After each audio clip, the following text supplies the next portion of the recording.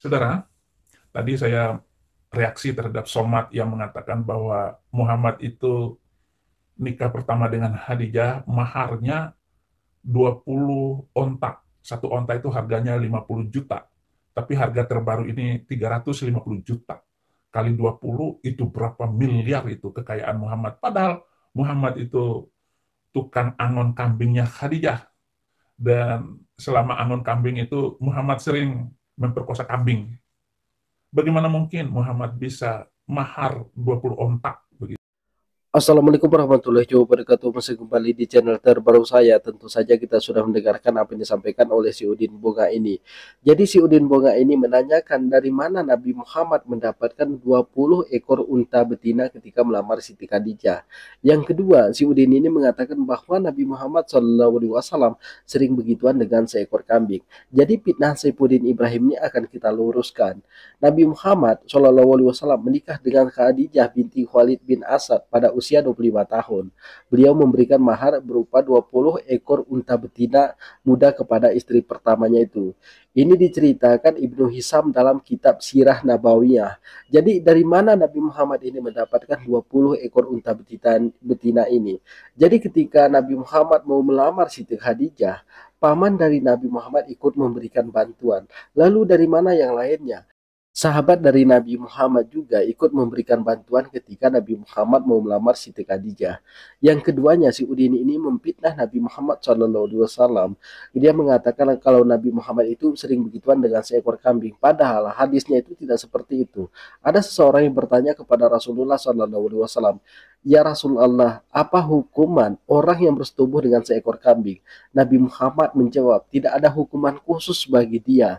Jadi artinya boleh kita rajam, boleh kita ini karena tidak ada hukuman khusus, tapi dipindah oleh Saifuddin Ibrahim ini. Jadi kepada teman-teman di sini jangan kemana-mana dulu. Mari kita dengarkan bagaimana ocehan Saifuddin Ibrahim selanjutnya. 2024 ini, bagaimana Surya Paloh itu mengusung Anies yang gagal menjadi gubernur DKI. Seluruh programnya itu gagal total. OKOC gagal. DP 0% rumah gagal. Sudah dibilang sama Ahok, itu bohong semua. Tapi DP 0%. Eh, bikin sirkuit di Jakarta, gagal semuanya. Tidak ada. Jadi Anies ini adalah anak sulung gagal total. Yang gagal itu bukan cara kerja Pak Anies Baswedan, tapi otak Udin yang tidak bisa memahami cara kerja Pak Anies Baswedan. Jadi si Udin ini memang sangat berharap agar Pak Anies Baswedan ini tidak terpilih di tahun 2024 sebagai presiden kita. Kenapa? Karena kalau Pak Anies Baswedan sempat terpilih, maka orang seperti Saifuddin Ibrahim, Habib Kribu, Abu Janda, Dede Sregar itu akan dihapuskan dari bumi Indonesia ini. Karena sebenarnya mereka inilah yang mengadu domba antara agama Islam dengan agama Kristen. Si Udin pernah mengatakan kalau dia ini masuk ke agama Kristen karena ingin membela agama Kristen. Itu salah, itulah kebohongan si Udin. Si Udin ini masuk ke dalam agama Kristen karena di Kristen ini duitnya banyak. Jadi pertama si Udin ini murtad, si Udin ini semangat, dia bergelimang harta. Tapi setelah itu si Udin ini ditugaskan ke luar negeri untuk mencaci agama Islam. Si Udin ini mulai ditinggalkan oleh donaturnya. Maka di sini si Udin pun lengkap penderitaannya. Si Udin ini jadi pemulung, istrinya yang kerja, si Udin ini ongkang-ongkang kaki.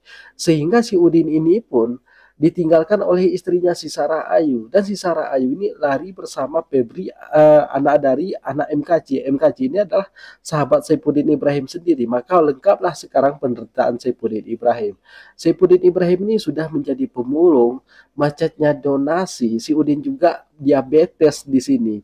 Nah, makanya penderitaan si Udin ini sekarang ini lengkaplah, sudah komplit penderitaan si Udin ini. Kita lanjutkan. Lah kalau saya sekarang masuk Kristen, berarti kan keinginan Allah membuat saya masuk Kristen lalu saya dimasukin ke dalam neraka gara-gara masuk Kristen. Berarti Allahnya kurang ajar dong. Itulah Allah Subhanahu wa taala yang dibuat oleh Muhammad, itu delusi Muhammad. Dan tidak ada ayat-ayat kitab suci yang banyak dihujat orang karena saling bertentangan. Sedangkan ayat Alkitab itu harus, kalau Anda belum paham, harus dijelaskan oleh ayat yang lain. Cari ayat yang lain.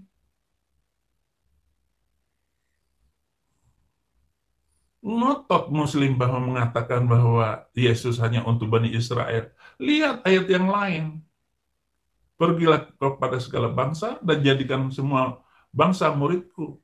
Pemuridan. Jadi semua bangsa. Bukan untuk Bani Israel saja. Si Udin Bongak Duda Tua ini menyatakan kalau ayat Al-Quran itu saling bertentangan antara ayat A dengan ayat B. Kemudian katanya Alkitab itu tidak pernah bertentangan antara ayat di sini. Kemudian dia menyatakan kalau Yesus ini diperuntukkan untuk semua makhluk di bumi ini. Jadi di mananya ayat Al-Quran ini bertentangan? Di surat apa dan di ayat keberapa? Jangan hanya ngomong tapi tidak mampu untuk membuktikannya. Nah, di mananya Al-Quran ini saling bertentangan antara ayat di sini. Dan di mananya Al-Quran ini bertentangan dengan zaman sekarang ini, dengan sains, teknologi, meteorologi, dengan zaman modern ini. Justru Al-Quran telah menceritakan yang terbukti di zaman sekarang ini. Dijelaskan di dalam Al-Quran bahwa fungsi gunung-gunung ini untuk menstabilkan bumi. Tapi dijelaskan di dalam Alkitab, fungsi gunung itu untuk mencegah gempa bumi. Kalau itu untuk mencegah gempa bumi, otomatis orang pegunungan tidak pernah merasakan gempa bumi. Tapi bisa kita lihat sekarang, bahkan kalau gempa bumi itu lebih sering terjadi di pegunungan. Kemudian dijelaskan lagi, kalau bumi itu bulat dijelaskan di dalam Al-Quran, tapi dijelaskan di dalam Alkitab bahwa bumi itu katanya datar seperti uang koin. Sedangkan ilmuwan-ilmuwan dunia menjelaskan kalau bumi itu bulat. Lalu di mananya ayat Al-Quran ini saling bertentangan? Karena si kata si Udin, ayat Al-Quran itu saling bertentangan antara ayat A dengan ayat B. Sedangkan di sini satu ayat pun tidak ada pertentangan di dalam Al-Quran. Kita bisa lihat dari Alkitab, seberapa banyak ayat Alkitab ini saling bertentangan. Karena seperti yang dijelaskan oleh si Udin, bahwa Yesus itu katanya diperuntukkan untuk semua makhluk di bumi ini. Jadikanlah semua makhluk di bumi itu sebagai muridmu. Sedangkan dijelaskan di dalam Alkitab, aku hanya diutus kepada domba-domba yang tersesat dari kaum Bani Israel. Di sini aja kan saling bertentangan. Kita tidak usah masuk lebih dalam lagi.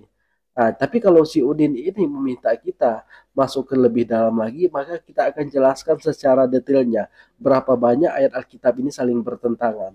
Bukan kita membenci orang Kristen, tidak. Kita sama sekali tidak boleh membenci orang Kristen karena tidak ada hak kita. Tapi kita itu membalas bagaimana fitnahan si Saipudin Ibrahim ini. Saya ucapkan terima kasih kepada teman-teman yang sudah menonton channel ini. Silahkan ditekan tombol subscribe-nya, bunyikan tanda loncengnya, dan silahkan di-share videonya. Assalamualaikum warahmatullahi wabarakatuh.